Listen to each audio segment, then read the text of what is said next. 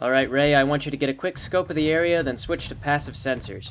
This is a critical mission, and you need to stay off the radar as well as you can. Special ops teams from Planet Riley have managed to get a hold of Daniel Easterly.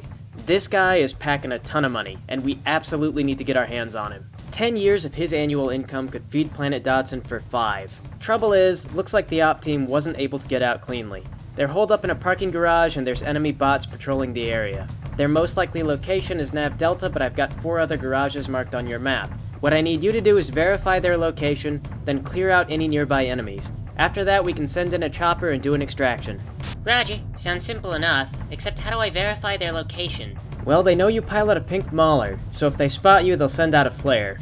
Also, be careful, senor. Most of these units are pretty light, but on the question of where did all the elite units go, they've been covering these people. I think they're probably just combing the streets for any kind of ground vehicle, but they could shoot down a helicopter.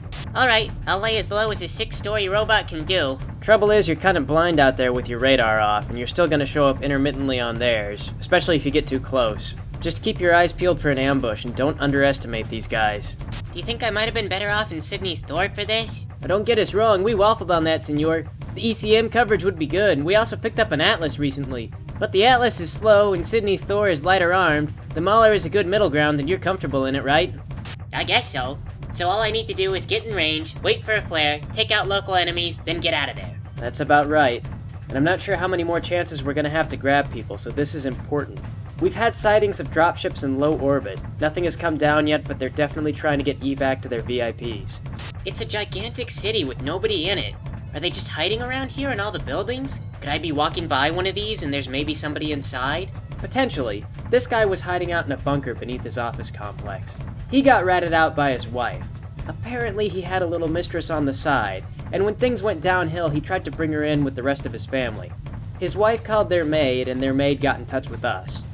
Oops, looks like I stumbled into an enemy Shadow Cat. That's pretty close to Nav Delta, senor. You're gonna have to take him out. Man, this guy's as calm on the trigger as I've ever seen anybody. Stop, turn, shoot, move. I warned you, senor. These guys are some of the best pilots that money can afford. You're lucky this guy's just in a Shadow Cat. I bet a bunch of his friends are inbound right now as we speak. Hurry up and get this taken care of, Ray. Alright, I'm doing as best as I can. The city makes me feel so boxed in. Well, you'll be glad for all the hiding places when you gotta book it out of there, senor. Target down. Pretty much all the damage from that fight was concentrated on my core. Didn't put any shots anywhere else. Looks like I got another hit on radar. It's a Cougar. How much damage did he do to your core? Well, he certainly did enough.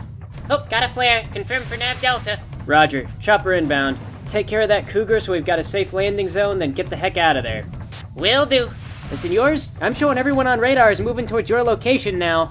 How many hits are we talking about, and how soon until they arrive? I think about 10 hits, rounding. Some of them look heavy. They're gonna be there in about 2 minutes, senor. Well, our taxi's gonna be there in about 1 minute, and hopefully out in 1 more. Target down. I'm getting out of here. Getting warnings on damage already. So about this guy, do we have his whole family in custody or just him? It's him, his wife, a teenage son, and one, and I quote, crack-addicted mistress. Was that part of an actual data briefing? Not exactly. Apparently Mrs. Easterly was very clear on that specific accusation. She wanted the maid to relay it specifically. Maybe she assumes that since we're the law now, we're gonna arrest the other woman. Are we gonna? Well, technically once we've got them, they're all gonna be under arrest, but as political criminals, not as criminal criminals. Speaking of, we're still trying to figure out whether or not we want to announce we got this guy, or whether or not we want to keep it on the down low. There's a bunch of angry mobs in the streets of Port Turtledove right now. Well, I think we ought to just keep it to ourselves for now and figure out what we can negotiate that way.